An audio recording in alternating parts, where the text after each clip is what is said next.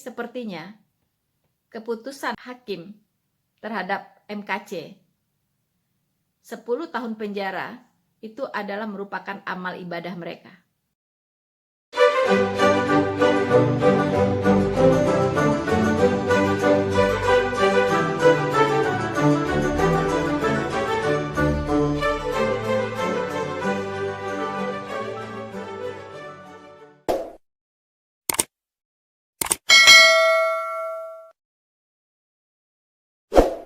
Halo saudara-saudaraku yang terkasih di dalam Tuhan dimanapun Anda berada, baik di seluruh Nusantara maupun di seluruh belahan dunia sana, teman-teman. Saya berharap kita semua selalu dalam keadaan baik dan tidak kehilangan sukacita dan damai sejahtera. Karena itu yang penting, teman-teman. So, teman-teman, pada kali ini kita sudah tahu ada berita ya yang cukup menggemparkan, teman-teman, ya, terutama dalam hal dunia hukum di Indonesia. Dan tidak salah kalau saya beri judul video saya kali ini yaitu RIP, Hukum dan Keadilan Indonesia. Rest in Peace, Hukum dan Keadilan Indonesia. Saudara-saudaraku yang terkasih di dalam Tuhan dimanapun Anda berada, saya kira teman-teman sudah mendengarkan sebuah berita yang sangat mengejutkan, dan ini merupakan presiden buruk bagi penegakan hukum di Indonesia, yaitu Pengadilan Negeri Ciamis memutuskan 10 tahun penjara untuk Muhammad KC. Ini jauh dari prediksi kita, teman-teman, ya. Bahkan dari prediksi teman-teman muslim pun. Bagi mereka itu juga sesuatu yang di luar dugaan. Karena mereka juga tidak mengira MKC akan dijatuhi selama itu, yaitu 10 tahun penjara. Tetapi mereka bersyukur dan sangat bersukacita, ya. Dan mereka masih tentunya sedang bereforia, teman-teman, dengan hukum yang dijatuhkan 10 tahun oleh Pengadilan Negeri Ciamis terhadap MKC. Bahkan mereka memberikan apresiasi kepada hakim dan jaksa penuntut umum karena sudah bekerja secara adil. Semoga mendapat pahala yang berlimpah-limpah dari Allah SWT. Itu ya apresiasi yang mereka berikan. Saudara-saudaraku yang terkasih di dalam Tuhan dimanapun Anda berada, jadi sepertinya keputusan hakim terhadap MKC 10 tahun penjara itu adalah merupakan amal ibadah mereka. So, saudara-saudaraku, saya ingin meyakinkan kita semua bahwa ini adalah penggenapan kitab suci. Hakim dan jaksa penuntut umum dan Bapak MKC sedang menggenapi nubuatan kitab suci. Saya akan bacakan apa yang dikatakan oleh Tuhan Yesus di Yohanes 16 ayat 1 sampai 3. Semuanya ini kukatakan kepadamu, supaya kamu jangan kecewa dan menolak aku. Kamu akan dikucilkan, bahkan akan datang saatnya bahwa setiap orang yang membunuh kamu akan menyangka bahwa ia berbuat bakti bagi Allah.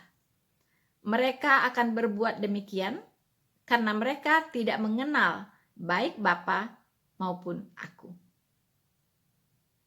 So, saudara-saudaraku yang terkasih, firman Tuhan itu iya dan amin. Hari ini kita berduka atas kematian dari penegakan hukum yang ada di Indonesia. Kita berduka atas ketidakadilan yang dipertontonkan Indonesia kepada dunia. Kita berduka di mana orang-orang menyerukan, belajarlah toleransi kepada Indonesia. Indonesia yang penduduknya mayoritas Muslim, tetapi negara yang paling toleran.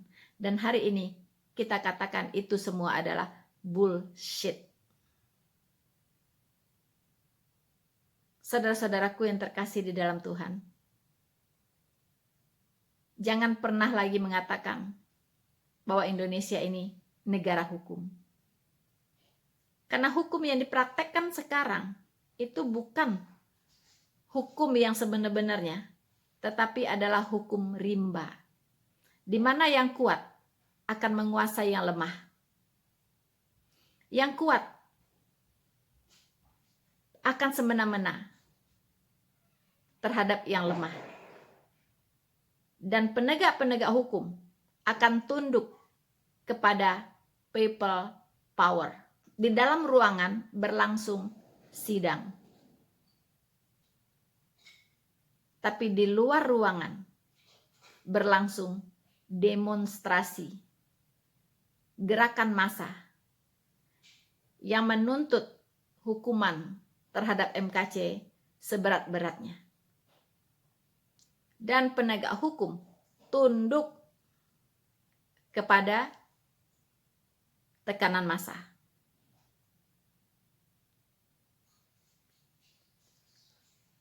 Saudara-saudaraku yang terkasih di dalam Tuhan, kita perhatikan, simak ya apa yang dibacakan oleh hakim saat memutuskan perkara MKC.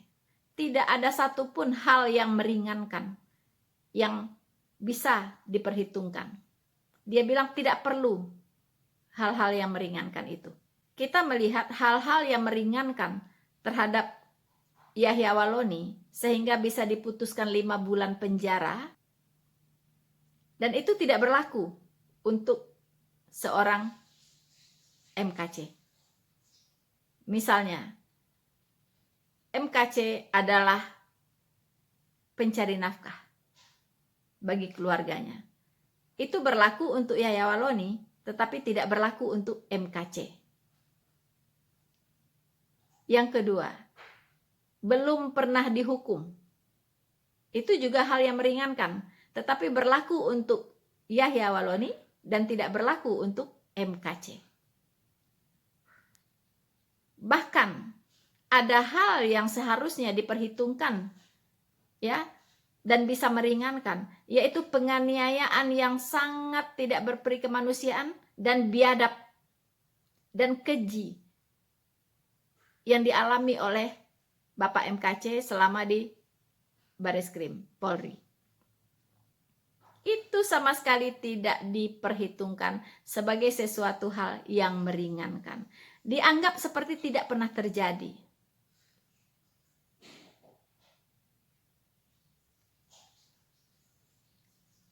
Kalau orang Jerman mengatakan itu sesuatu yang gemein, artinya sesuatu yang sangat disengaja.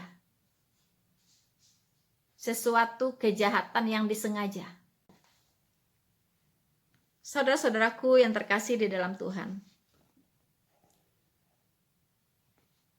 bahwa Indonesia adalah negara hukum dan bahwa hukum menjadi panglima di negara ini.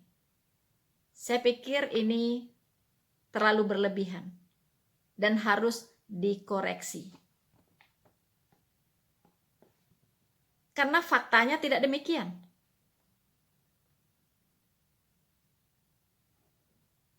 Hukum tidak menjadi panglima di negara ini. Tapi yang menjadi panglima adalah tekanan massa, suara mayoritas, intervensi mayoritas, people power. Itu sekarang yang menjadi panglima dalam penegakan hukum di Indonesia.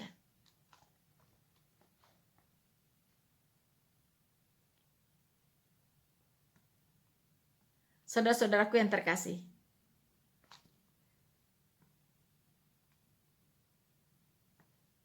Indonesia dipermalukan sebenarnya di mata dunia.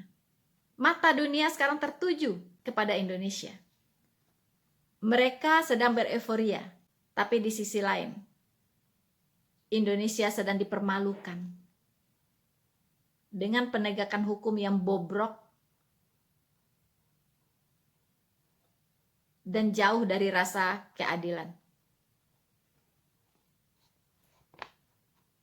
Bayangkan teman-teman, hukuman yang dijatuhkan kepada Bapak MKC lebih berat dari hukuman yang dijatuhkan kepada seorang teroris.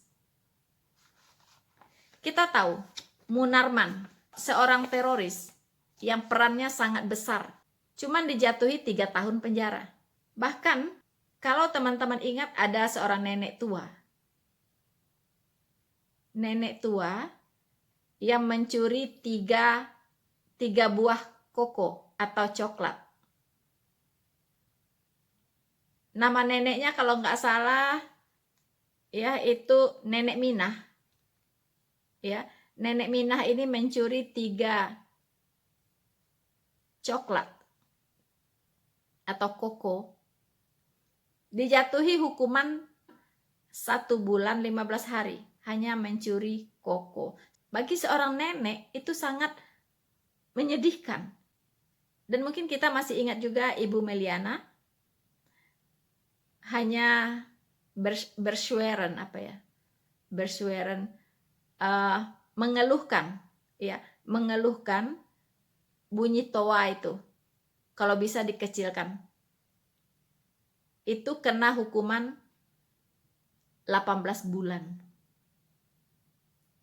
Ya, dikenai hukuman 18 bulan penjara. Hanya ngomong itu doang. Dan Ahok hanya mengutip Al-Maidah 51. 2 tahun penjara. Kalau bicara mengutip-ngutip ayat, itu ustadz-ustadz muslim itu sangat getol mengutip-ngutip ayat Alkitab. Mengapa tidak dipenjara seperti Ahok? Getol sekali mengutip-ngutip ayat Alkitab dan menerjemahkan, menafsirkan serampangan, jauh dari kebenaran. Dan aman-aman saja. Tidak masalah. Bahkan yang mendengarkan sangat menikmati. Tapi Ahok mengutip 1 ayat saja, 2 tahun penjara. Inilah hukum Indonesia yang begitu bobrok.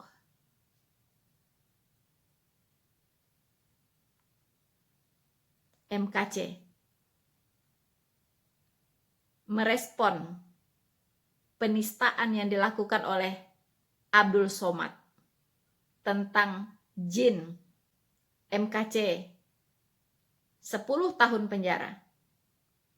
Sementara Somad, walaupun sudah diadukan, tidak tersentuh hukum. Sebagai pengimbang, Yahya Waloni dijadikan pengimbang dengan 5 bulan penjara. Beginilah hukum yang diproklamirkan, dipertontonkan, di show off oleh pengadilan Indonesia. Jauh dari rasa keadilan. Betul-betul mencederai rasa keadilan. Mencederai rasa peri kemanusiaan. Mana keadilan sosial bagi seluruh rakyat Indonesia? Mana? Hanya lip service. Kadang tidak berlebihan kalau kita mengatakan Indonesia ini punya Pancasila. Tetapi dalam prakteknya jauh. Justru negara-negara lain, negara-negara maju yang mempraktekkan Pancasila. Makanya Eropa, Amerika menjadi tempat pelarian menjadi negara tujuan dari para pencari keadilan. Negara tujuan bagi para manusia-manusia yang negaranya hancur lebur karena perang yang bersumber dari agama. Perang yang tidak berkesudahan. Negara-negara maju mempraktekkan secara nyata butir-butir dari Pancasila. Karena itulah mereka bisa maju. Di mana keadilan ditegakkan seadil-adilnya. Manusia dihargai. Pemerintahnya menjalankan tugasnya dengan baik. Kalau menteri gagal menjalankan tugas-tugasnya, tidak sesuai dengan apa yang digariskan, sesuai dengan schedule atau tidak sesuai dengan rencana, tidak mencapai target, biasanya dia mundur dengan sendirinya, mengundurkan diri, digantikan oleh orang lain yang lebih kompeten. Begitu, ya, itu namanya manusia-manusia yang tahu malu, manusia-manusia yang bertanggung jawab, ya, manusia-manusia yang punya responsibility, manusia-manusia yang punya harga diri, punya malu. Tapi di Indonesia ini banyak orang-orang yang urat malunya sudah putus. Kejahatan itu sesuatu yang membanggakan. Perbuatan melukai rasa keadilan itu dipertontonkan dan bangga dan bahkan didoakan supaya dapat pahala. Wow, Indonesiaku.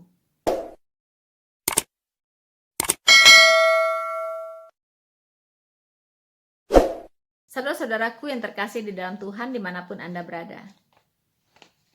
Ada sesuatu hal yang mengkhawatirkan kita. Ketika Munawwarman, seorang teroris, dijatuhi hukuman lebih ringan dari seorang MKC. Sementara terorisme itu adalah musuh dunia. Extraordinary crime. Kejahatan luar biasa. Dijatuhi hukuman lebih ringan daripada penodaan agama. Karena sebenarnya penodaan agama itu pasal karet. Sebenarnya pasal karet. Kalau di negara maju, di negara demokrasi, tidak ada yang namanya pasal penodaan agama. Itu sangat lucu begitu. Ya, mengapa? Karena tidak objektif nanti pasalnya, tergantung dari mana Anda melihat. Misalnya MKC membacakan ayat Al-Quran, ya kan? Dia merespon penodaan agama atau penistaan agama Kristen yang dilakukan oleh Abdul Somad. Menurut orang Islam, Abdul Somad itu mengatakan di balik salib ada jin kafir, itu ajaran agamanya katanya, ajaran agamanya. Jadi dia tidak menista. Tapi bagi kita itu penistaan. Karena bagi kita di balik salib itu tidak ada jin kafir. Di balik salib itu adalah Yesus Kristus yang tersalib bagi pengampunan dosa, bagi penebusan dosa. Nah, lalu mana yang dipakai? Menurut kami itu penistaan agama. Tapi menurut Anda Muslim tidak. Kalau yang namanya undang-undang tidak bisa ditafsirkan secara ambigu. Hukum itu harus punya kepastian, yang disebut kepastian hukum. Kalau sesuatu yang tidak pasti bisa ditafsirkan ambigu, itu tidak boleh dijadikan undang-undang atau pasal atau hukum, bagian dari hukum, tidak bisa. Jadi sebenarnya undang-undang penistaan agama itu cacat hukum. Cacat hukum. Karena tidak mengandung kepastian hukum, tergantung siapa yang menafsirkan. Jadi, sebenarnya undang-undang penistaan agama harus segera dihapuskan. Kalau Indonesia ini mau damai, aman, ya, ke depannya, harus dihapuskan. Jadi saudara-saudaraku yang terkasih di dalam Tuhan, saya menghimbau kepada pihak yang berwenang, kepada DPR RI, supaya menghapuskan undang-undang penistaan agama. Kalau Anda mau Indonesia ini tidak hancur, kalau Anda mau Indonesia ini aman, kalau mau Indonesia ini tidak menjadi Afghanistan, hapuskan undang-undang penistaan agama. Karena itu rancu, karena itu pasal karet, pasal abu-abu, pasal yang tidak punya kepastian hukum dan tidak memenuhi syarat karena cacat hukum. Kalau itu tidak dihapuskan, maka hukum rimba akan terus berlangsung di negara ini. Mengapa? Karena Islam akan terus menista agama Kristen. Mengapa demikian? Karena kata somat itu agamanya yang mengajarkan, katanya begitu. Ya, agamanya yang mengajarkan. Jadi dia mengatakan Kristen itu begini, Kristen itu begitu, ya. Yesus itu bukan Tuhan, Yesus itu tidak disalibkan. Yang disalibkan itu adalah Yudas. Alkitab itu tulisan manusia. Ya, orang Kristen itu harus diperangi. Itu katanya agamanya yang mengajarkan. Lalu mau ngomong apa? Walaupun orang Kristen mengatakan itu semua penistaan terhadap kekristenan. Tetapi persoalannya, para penegak hukum di sana itu juga mengimani yang sama. Dan mereka tidak bisa netral. Seandainya undang-undang penistaan agama itu tidak dihapuskan, saya meminta supaya hakim atau jaksa penuntut umum dan hakim yang dipakai untuk mengadili perkara penistaan agama jangan dari agama yang sedang diadili. Jadi mohon jaksa penuntut umum dan hakim diambil dari yang beragama selain Islam dan selain Kristen, supaya bisa netral, tidak ada unsur subjektivitas di dalamnya. Misalnya dari beragama Buddha atau beragama Hindu, penista agamanya adalah Buddha, maka jaksa penuntut umum dan hakim diambil dari agama lain. Tidak boleh dari agama yang sama. Karena ini yang terjadi sebenarnya dengan Muhammad KC. Jadi keputusan dipengaruhi oleh emosional, ya, dari penegak hukum itu sendiri. Itu tidak boleh terjadi. Saudara-saudaraku yang terkasih di dalam Tuhan, fakta yang kita harus akui saat ini adalah di mana paham khilafah itu sedang menjangkiti banyak anak bangsa, yaitu ingin mendirikan negara Islam. Saya khawatir bahwa kasus MKC ini adalah uji coba mereka. Ya, uji coba mereka dan ingin melihat apa reaksi dari masyarakat Indonesia dan apa reaksi dari pemerintah dan pihak-pihak terkait. Apa reaksinya? Kalau reaksinya seperti yang mereka harapkan, artinya aman-aman saja, tidak ada yang bersuara, ya, presiden diam, ya, menteri-menteri diam, Kapolri diam, ya kan? DPR diam, artinya mereka aman. Dan mereka bisa berkata next step. Ya. Itu praduga tidak bersalah, itu analisa saya. Tapi semoga itu tidak benar. Tapi kalau benar, negara ini sudah dalam bahaya. Tujuan untuk membentuk negara khilafah tentunya harus dibuat kacau terlebih dahulu. Umat beragama dibentur-benturkan, diadu domba, dibuat chaos.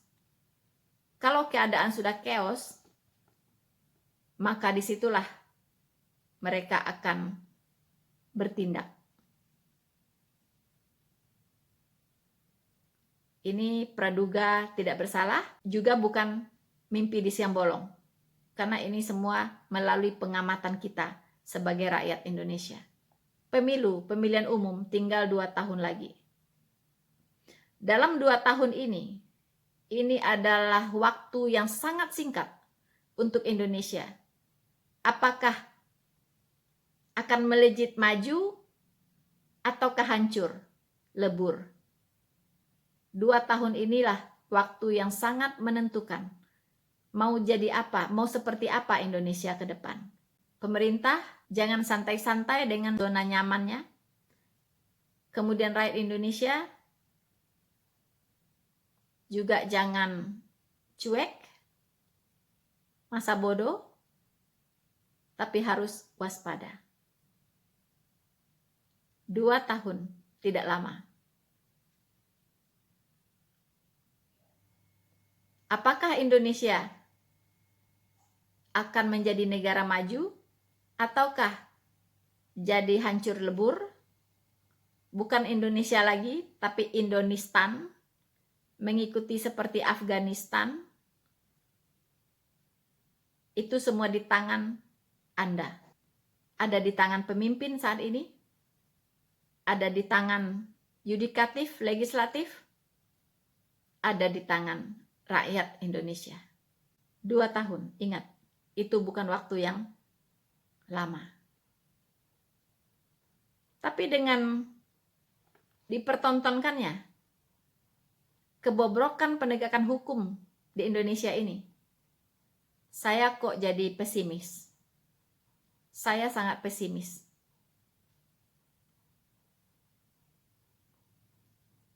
Kita melihat di ibu kota baru, ya.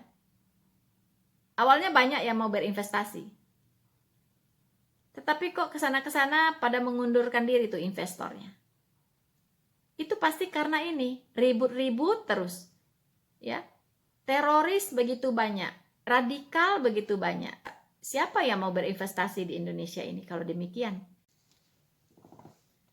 Saudara-saudaraku yang terkasih di dalam Tuhan, sebentar lagi akan ada hajatan besar yang akan berlangsung di Indonesia, yaitu pertemuan Group of 20 atau G20. Ini adalah sebuah forum internasional, sebuah forum yang strategis, ya, yang menghubungkan negara-negara maju dengan negara-negara berkembang. Dan mereka akan membicarakan di situ berbagai macam strategi, ya, dalam hal menjaga stabilitas keuangan dunia. G20 atau G20 itu memiliki peran strategis, teman-teman, dalam mengamankan pertumbuhan dan kemakmuran ekonomi global di masa depan. Bayangkan, teman-teman, tempatnya di Indonesia, di mana Indonesia mendapat kehormatan untuk sebagai tuan rumah, yaitu di Bali. Mengapa dipilih Bali?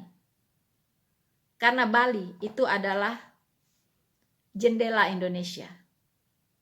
Kalau kita di luar negeri, ya, banyak orang taunya Indonesia itu cuma Bali. Saya pernah waktu di Jerman ditanya, ya, Anda dari mana? Saya bilang dari Indonesia. Di mana Indonesia? apakah Bali? Katanya demikian. Saya bilang, Bali itu bagian dari Indonesia. Oh, baru tahu dia. Ya, ternyata orang tidak mengenal Indonesia. Yang dikenal Bali. Jadi Bali itu adalah jendelanya Indonesia. Untuk itulah mungkin ya Bali dipilih sebagai tempat diadakannya G20.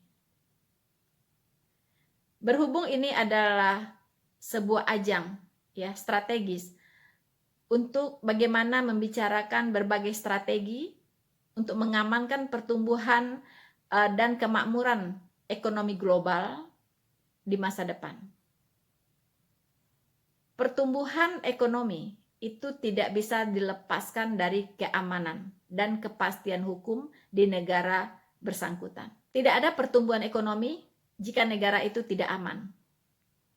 Tidak ada pertumbuhan ekonomi jika hukum di negara tersebut bobrok. Tidak ada pertumbuhan ekonomi jika banyak investor tidak mau menanamkan modalnya di negara tersebut. Tidak ada pertumbuhan ekonomi jika tidak ada kepastian hukum. Untuk itulah kita berharap semoga apa yang terjadi di Indonesia yang sekarang sudah menjadi sorotan dunia, yaitu penegakan hukum yang bermasalah di Indonesia ini, menjadi pembahasan di G20. Supaya banyak negara-negara lain memberikan masukan. Supaya banyak negara-negara lain memberikan input. Apa yang harus dilakukan oleh Indonesia? Semoga Bapak Presiden mendengarkan usulan ini. Saudara-saudaraku yang terkasih di dalam Tuhan, dimanapun Anda berada, apa yang terjadi?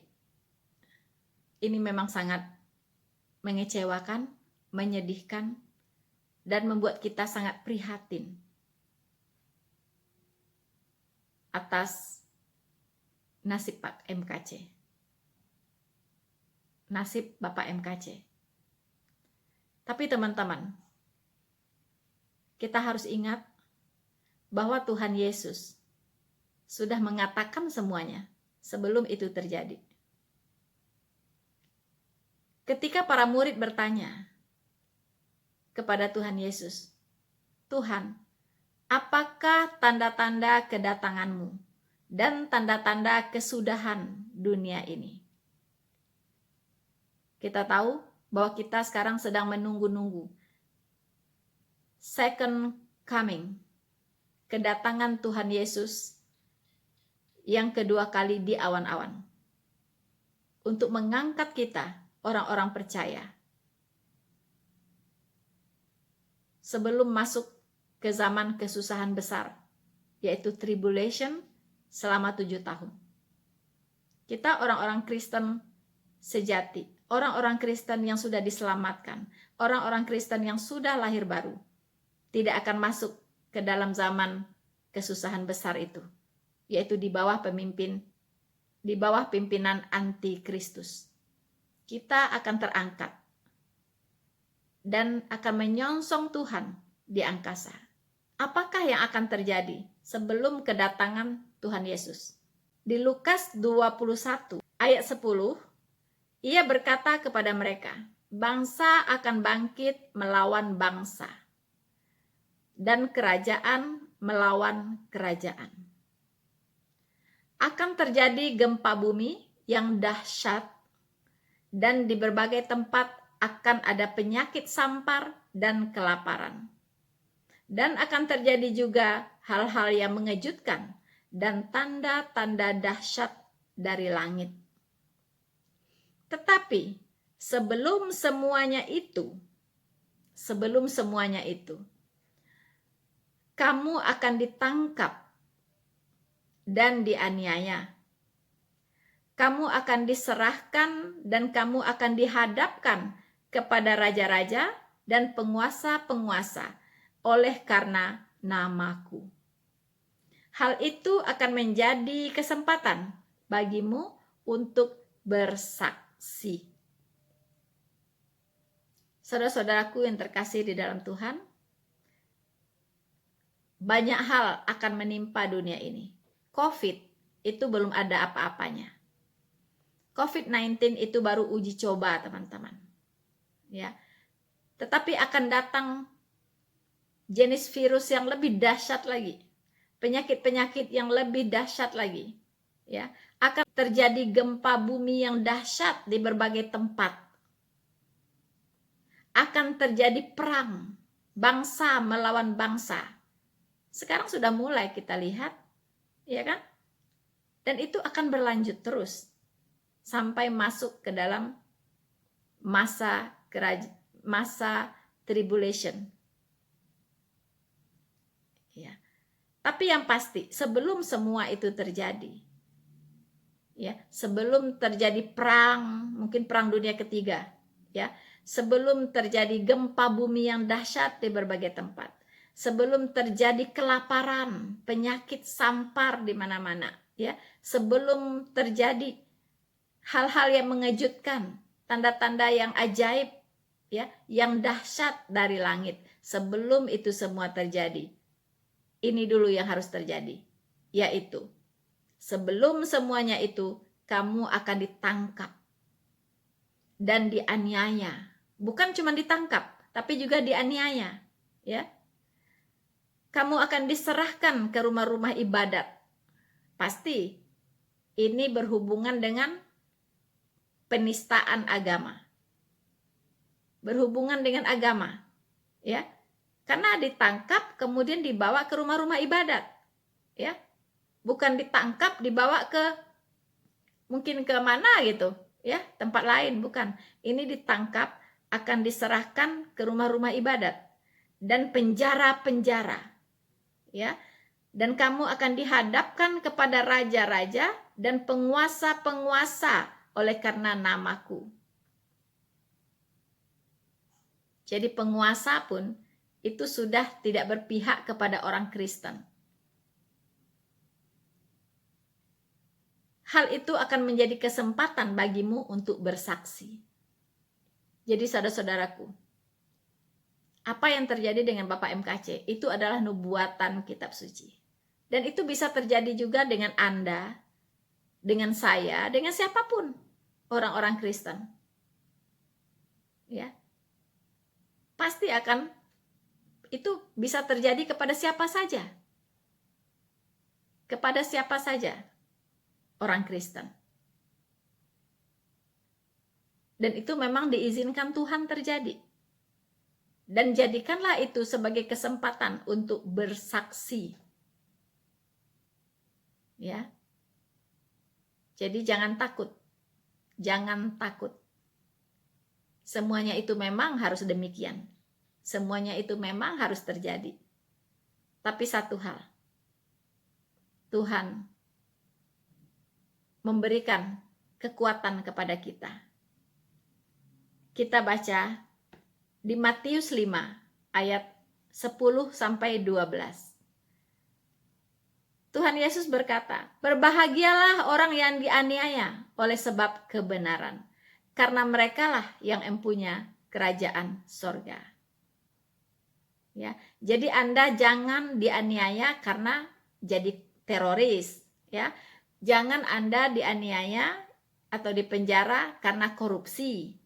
Jangan Anda dianiaya atau dipenjara karena membunuh, menyolong, atau memperkosa, ya, atau pedofil. Jangan, ya. Kalau karena itu Anda dipenjara,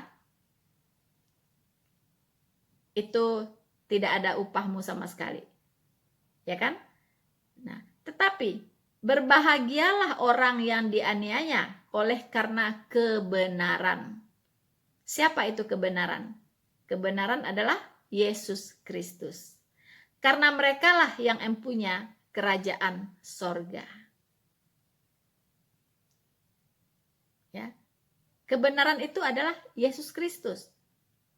Tuhan Yesus berkata, "Akulah jalan dan kebenaran dan hidup. Tidak ada seorang pun yang datang kepada Bapa di sorga kalau tidak melalui aku." ayat 11. Berbahagialah kamu jika karena aku kamu dicela dan dianiaya dan kepadamu difitnahkan segala yang jahat. Berbahagialah saudara-saudara. Ya, berbahagialah kamu, kata Tuhan Yesus. Jika karena aku kamu dicela, kamu dianiaya, dan kepadamu difitnahkan segala yang jahat. Berbahagialah. Jangan bersedih. Jangan kecewa dan menolak aku, kata Tuhan Yesus. Ya. Kemudian ayat 12. Bersukacita dan bergembiralah, karena upahmu besar di sorga. Sebab demikian juga telah dianiaya nabi-nabi yang sebelum kamu. Saudara-saudaraku yang terkasih di dalam Tuhan, orang yang teraniaya karena nama Yesus, orang yang dianiaya karena imannya kepada Kristus, harus bersukacita dan bergembira. Karena upahmu besar di sorga.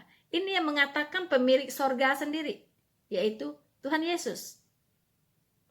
Dialah yang berkuasa di sorga dan di bumi. Dan dia yang mengatakan, berbahagialah, bersukacitalah, karena upahmu besar di sorga. Sebab demikian juga telah dianiaya nabi-nabi sebelum kamu. Ya. Bahkan sekarang kita katakan, demikian juga rasul-rasul, ya, yang sudah dianiaya sebelum kamu. Sebut saja nama rasul, ya, rasul-rasul Kristus itu semuanya mati dianiaya. Ya. Rasul Paulus matinya dipenggal. Sebelumnya keluar masuk penjara dulu, disiksa, dianiaya di penjara. Keluar masuk penjara kerjanya karena memberitakan Injil. Dan akhirnya dipenggal. Ya, begitulah sebagai seorang Kristen, kita harus mau memikul salib. Dianiaya, dipenjara, bahkan dibunuh karena kebenaran. Dan bergembiralah, berbahagialah, upahmu besar di sorga. Jadi apapun yang terjadi, jangan ini membuat teman-teman patah semangat. Terus harus lebih bersemangat lagi untuk memberitakan Injil. Beritakan kebenaran apapun yang terjadi. Karena upahmu besar di sorga. Siapa yang takut kehilangan nyawanya, akan kehilangan nyawanya. Ya. Jadi jangan takut kata Tuhan Yesus, kepada mereka yang bisa membunuh tubuh, tetapi tidak kuasa membunuh jiwa. Mereka cuman kuasa menganiaya kamu. Mereka cuman kuasa menganiaya kita, membunuh kita. Ya. Tapi tidak kuasa membunuh jiwa kita. Ya. Tetapi kata Tuhan Yesus, takutlah kepada Dia yang bisa membunuh tubuh maupun jiwa. Ya, dan berkuasa melemparkan orang ke neraka. Dialah Yesus Kristus. Hanya kita boleh takut kepada Tuhan Yesus. Tidak boleh takut kepada apapun di dunia ini. Hidup adalah Kristus. Mati adalah keuntungan. Bersama saya, Noverina Solihin, semakin diserang, semakin terang benderang. Tuhan Yesus memberkati kita semua. Maranatha.